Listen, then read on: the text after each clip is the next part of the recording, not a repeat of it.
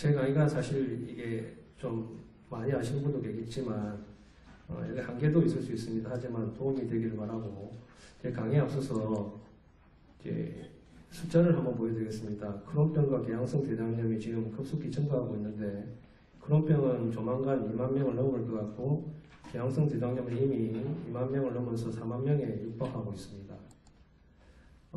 금년에 이제 대한장균과학회에서 한우 한 600명을 대상으로 설문조사를 하였습니다.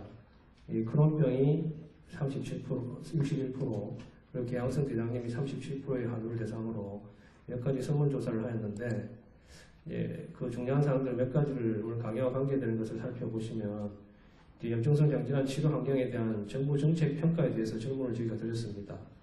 드렸더니, 이제 염증성 장질환에 대한 정부의 의료비 지원 정책에 만족하느냐의 질문에 대해서 한 50% 정도는 어느 정도 만족하고 있다고 대답을 하셨고, 치료비나 진단 비용에 대한 정부 지원 확대가 필요하지 않겠냐는 질문에서는 거의 100%에서 지금보다 더 지원이 필요하다는 답변을 주셨습니다. 그리고 지금 여러 가지 이제 비보험 항목들이 많은데 이 비보험 항목에 대한 의료보험 적용 확대가에 대해서는 거의 100%에 가깝게 더 필요하다는 많은 답변을 주셨습니다. 하지만 조금 전에 소개했듯이 지금 정부에서는 이제 산정특례를 약간 제도를 이제 손대려고 하고 있기 때문에 이런 것들이 더 이제 중요시하게 되겠습니다.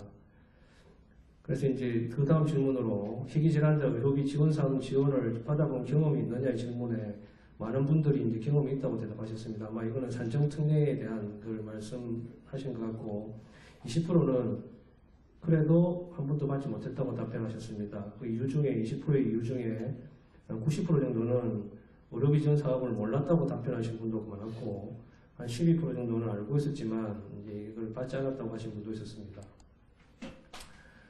이제 마지막 질문을 저희들이 염증성 장질환이 산정특례 대상에서 제외될 경우에는 어떤 경제적 어려움이 있을 거냐는 질문에 대해서는 거의 100%에서 앞으로 많은 어려움이 있을 것으로 답변하셨습니다. 이건 당연한 결과인 것 같고 저희들이 이것을 조사할 때 그 환자군의 평균 소득을 같이 체크를 했습니다.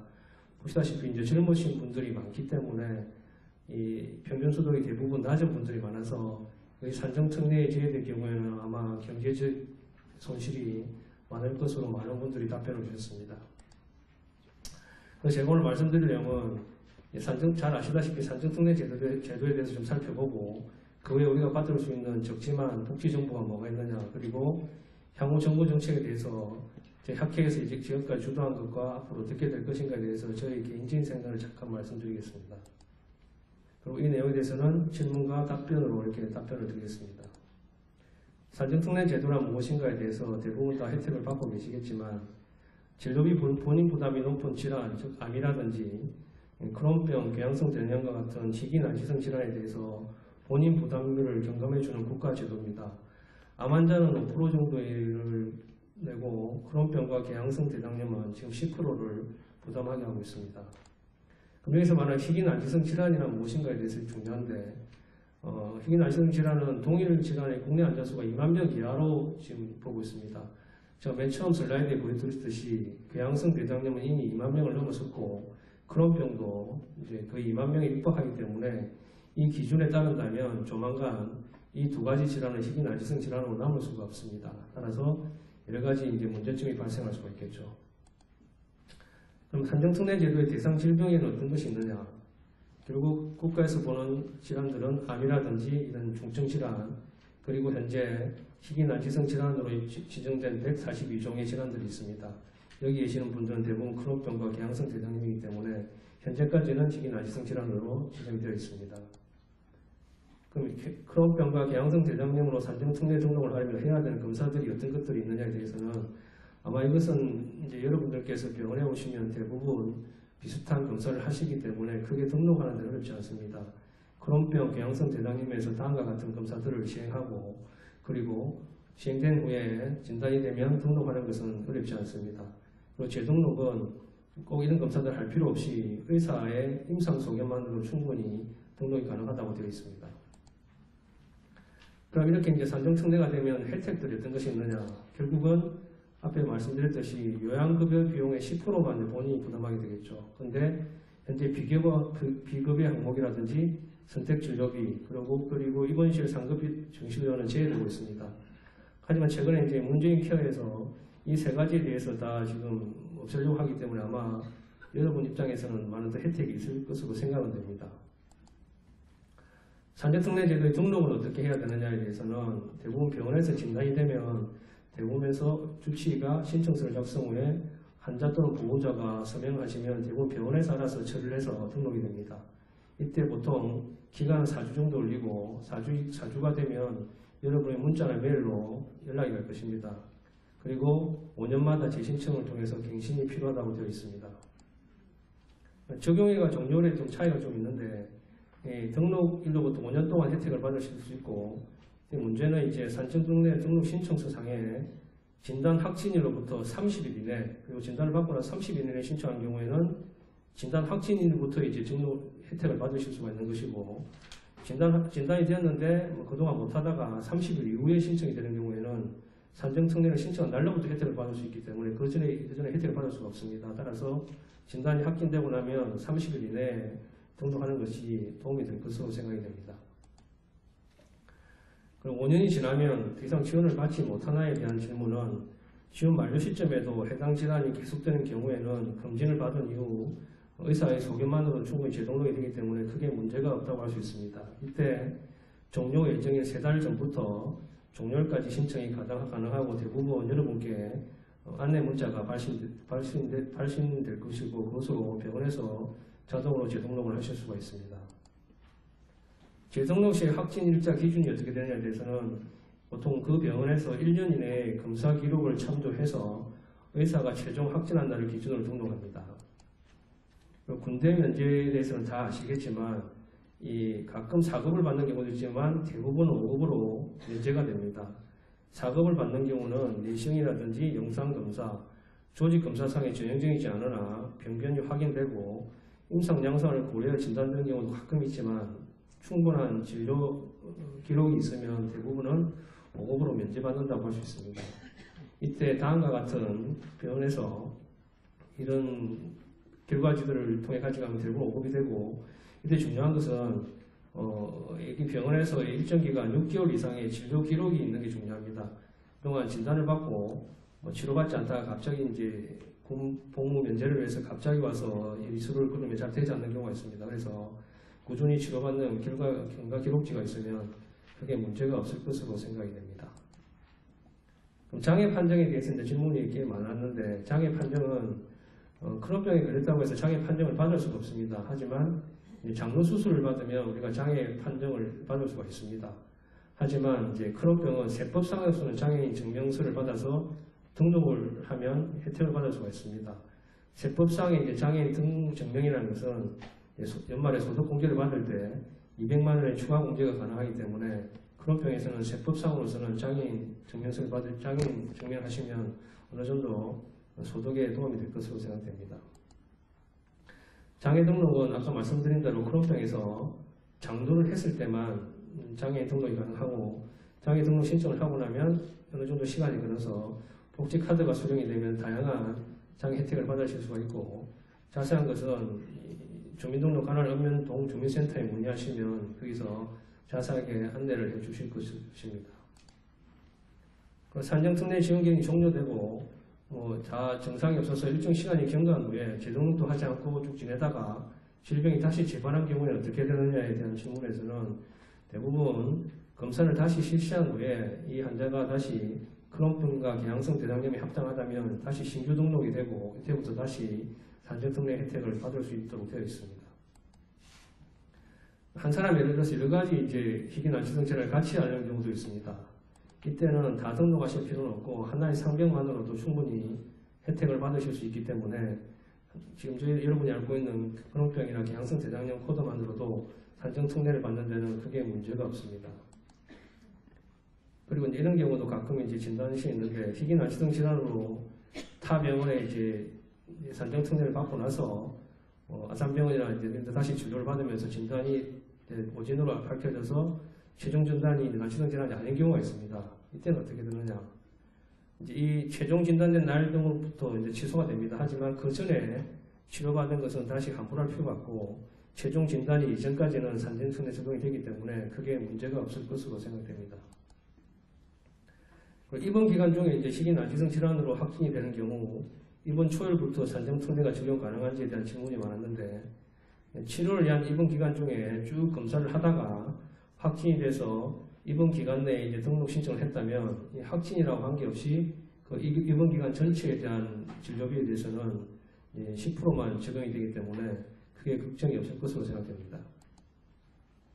그리고 이제 중증질환자들이 예를 들어서 크론병을 치료하면서 뭐 고혈압이라든지 다른 약을 같이 이제 치료를 받을 경우가 있겠죠. 이때 이런 거에 대해서는 본인 부담률이 어떻게 되느냐에 대한 질문에서는 원칙적으로는 산정특례 대상 상병 및 관련 합병증에 대한 진료는 10%이나 산정특례 대상과 전혀 관계가 없는 타 상병의 진료는 해당되지 않는다고 되어 있습니다. 원칙적으로는. 하지만 동일과에 입원했다든지 동일 의사, 외래에서 같은 의사에게 해당 상병과 동시에 진료를 받는 경우에는 특례 대상이 되기 때문에 혜택을 받으실 수가 있습니다.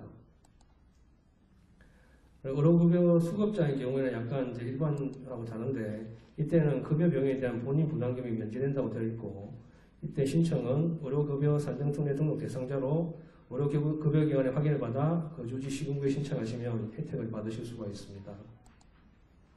그 산정특례에도 이제 여러분들이 받을 수 있는 혜택이 몇 가지들이 있는데 생각보다 꽤 까다롭고 이제 많은 서류들이 필요할 수도 있습니다. 하지만 잘 이용하신다면 도움이 될 것으로 생각됩니다.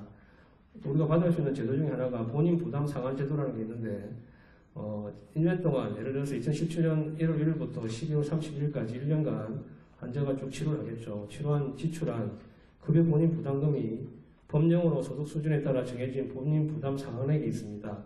이 금액을 넘는 경우에는 이 넘는 금액을 전액 환자에게 돌려주는 제도입니다. 크게 사전급여와 사후급여 두 가지로 나눌 수가 있고, 사전급여는 같은 병원, 동일 병원에서 쭉 치료한 경우, 발생한 경우에는 이제가 해당되고, 사후급여는 여러 병원을 다니면서 치료한 경우에 해당되겠습니다. 같은 병원에서 쭉 치료한 경우에는 보통 입원 중인 병원에서 자동 계산을 해서 반영하기 때문에 별로 이제 한원분들이 신경 쓸 필요가 없습니다. 사후급여, 여러 병원을 다니면서 치료한 경우에는 국민건강보험공단에 지급 신청서를 본인들 적어서 제출해야지 혜택을 받을 수가 있습니다. 따라서 이걸 잘 모르시면 국민보험공단으로 전화를 하셔서 이 혜택이 가능한지를 여쭤보시면 아마 자세한 상담을 받으실 수 있을 것으로 생각됩니다. 이때 기준이 되는 것은 7단계로 나눴습니다. 본인이 내는 월 평균 직장 보험료라든지 지역 보험료의 가격에 따라서 7단계로 구분하고, 여기에 따라서 상한액이 있습니다. 이 상한액에 맞춰서 아마 혜택을 받으실 수가 있습니다. 그리고 또 갑자기 돈이 많이 들어갈 수 있는 경우가 있는데, 중증질환 재난적 의료비 한시적 지원 사업이라는 게 있습니다. 어떤 사람이 받을 수 있느냐면 희귀질환 대상자도 가능하거든요. 희귀질환 대상자들이 또 그 합병증으로 입원 치료를 받는 도중에 의료비가 과도하게 발생한 저소득 가구에서만 해당이 됩니다. 따라서 퇴원 후 60일 이내에 신청서에 진로 영수증과 진단서 등을 첨부하면 혜택을 받으실 수가 있습니다. 이때 해당되는 저소득 가구는 다음과 같은 기준을 충족하면 혜택을 받으실 수가 있습니다. 여기서는 마찬가지로 국민보험공단에서 이 적용이 되시면 문의를 하시면 자세한 안내를 받으실 수가 있습니다. 그리고 보건복지부에서 긴급지원사업이라는 것도 하고 있는데, 예를 들어서 갑작스러운 중환질병으로 경제적인 어려움을 겪는 대상자에게 의료비 일부를 지원해주는 제도입니다. 다음과 같이 1인 2인 그 가족에 따른 소득이 있고, 이 소득에 미치지 못하는 사람들은 다음과 같은 서류들을 제출하면 최대 300만 원 한도 내에서 혜택을 받으실 수가 있습니다. 이익에 대한 적용이 되시는 분들은 이와 같이 이 센터로 전화를 하시면 거기서 자세한 안내를 받으실 수가 있습니다. 그 외에도 민간 의료비 지원 사업들이 꽤 있는데, 사실 여기는 다양한 사람들이 지원을 하기 때문에 어떤 혜택을 바로 받기는 힘드실 수도 있습니다. 하지만 꾸준히 노력해 보시면 어느 정도 지원이 가능하기 때문에 다음과 같은 센터에 전화를 하셔서 본인의 그 질병과 사정을 이야기하시면 공기관마다 좀 지원 기준이 다르지만 어느 정도 혜택을 받으실 수가 있습니다. 따라서 이런 기관에 전화를 하셔서 혜택을 받으실 수가 있고, 아니면 각 병원에 사회복지사가 있기 때문에 충분히 상의하시면 어느 정도 도움을 받으실 수 있을 것으로 생각이 됩니다. 그리고 이제 희귀난치성 질환자 신투가 있는데, 이걸 이용하시는 분도 계시겠지만, 아산병원 같은 경우는 지방에서 올라오는 환자들이 꽤 있을 수 있습니다. 그때마다 이제 여러 가지 숙소라든지 이 제한이 있을 수가 있습니다. 비용이 많이 드니까 지방근육 환자들이 이제 3차 의료기관에 서울에 올 때 진료를 받을 경우 이 기간을 사용할 수가 있습니다. 보통 2박 3일 정도 사용할 수 있다고 되어 있고, 뭐 전화를 걸면 충분히 안내를 잘했습니다. 제가 지난주에 환자라고 생각하고 전화를 했더니 꽤 친절하게 안내를 해주셨습니다. 방이 한 5개 정도 있고, 충분히 잘 돌아가고 어느 정도 충분히 혜택을 받을 수 있다고 했기 때문에, 그래서 아마 지방에서 오신 분도 많을 것 같으면 이 제도를 활용해 보시면 아마 숙박비를 아끼지 않을까 생각합니다. 거기에 이제 도움이 될 수 있는 사이트들이 꽤 있습니다. 이런 사이트에 한번 관심을 가지시고 들어가 보시면 여러분이 받으실 수 있는 다양한 혜택들이 있기 때문에 자신의 지금 상태에 맞게 어느 정도 지원을 하실 수가 있습니다. 한번 들어가 보시면 될 것 같고, 그리고 이에서 필요한 서류들을 낼 수 있는 기관들도 제 책자에다 보여드렸기 때문에 한번 참조해 보시면 될 것 같습니다. 제가 앞에 주로 말씀드렸고, 지금은 이제 여러분들이 관심이 많으신 산정특례 제외에 대한 지금까지의 사항을 보시면 많은 분들이 대부분은 이제 짐작하고 계실 것 같습니다. 크론병이 앞에 보셨다시피 2만 명을 조만간 넘어서면서 아마 이제 희귀질환에 제외될 가능성이 많아지고, 그러면 산정특례가 제외되지 않을까 우려가 사실 많습니다. 저희 학회에서 우려가 많고, 여러 한의분들도 우려가 많겠지만, 그래서 대한장년부의 학회에서는 국회에서 다음과 같은 공청회를 했습니다. 다른 어느 학회에 앞서서 이런 자리를 만들었고, 이분이 이제 민주당의 금미여권이라는 분인데, 이분이 이제 보건복지부 쪽에 힘이 있으신 분이라서 이분을 모시고 저희들이 공청회를 했습니다. 그때 여러 가지 저희들이 질문을 했었고, 그 밑에 여러 가지 사무관들이나 이런 분들 오셔서 답변을 많이 주셨습니다. 제가 느낀 바로는 아직까지는 이게 딱 정해진 바는 아직까지 없는 것 같습니다. 국가가 어떤 기본 정책을 세웠는데 앞으로 어떻게 할 것인가는 학회와 상의를 하겠다, 뭐 이 정도 지금 수준으로 가고 있습니다.